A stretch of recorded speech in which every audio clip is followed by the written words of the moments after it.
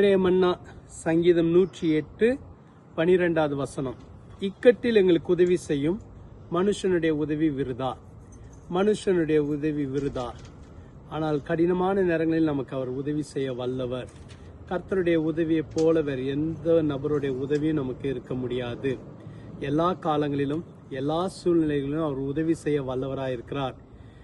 தேவனாலே பராக்கிரமமான காரியங்களை செய்ய முடியும், மனுஷனால் அப்படி செய்ய முடியாது. மனுஷர்களுடைய தயவை நமக்கு உண்டு பண்ணுகிறவரும் தேவன் தான். கர்த்தர் நமக்கு உதவி செய்யும் போது அது நேர்த்தியாக இருக்கும். அது மனுஷர்கள் மூலமாக வரலாம், ஆனால் கர்த்தருடைய உதவி அது அதிசயமா இருக்கும். இன்றைக்கு ஒரு மனுஷனை கொண்டு நமக்கு ஆசீர்வாதமா வைக்கலாம், நாளைக்கு வேற யாரோ ஒருவரை கொண்டு வைக்கலாம்.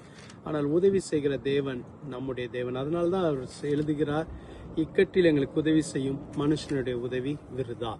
இன்னைக்கு நம்ம கர்த்தருடைய உதவியை கேட்டு ஜெபிக்கலாமா? எல்லா காலங்களிலும் அவர் உதவி செய்ய வல்லவர். உங்களுடைய எல்லா பகுதிகளிலும் சூழ்நிலையிலும் உதவி செய்ய வல்லவர். ஜெபிக்கலாமா? எங்களை அதிகமாக நேசிக்கிற நல்ல ஆண்டவரே, இக்கட்டில் எங்களுக்கு உதவி செய்யும் மனுஷனுடைய உதவி விருதா.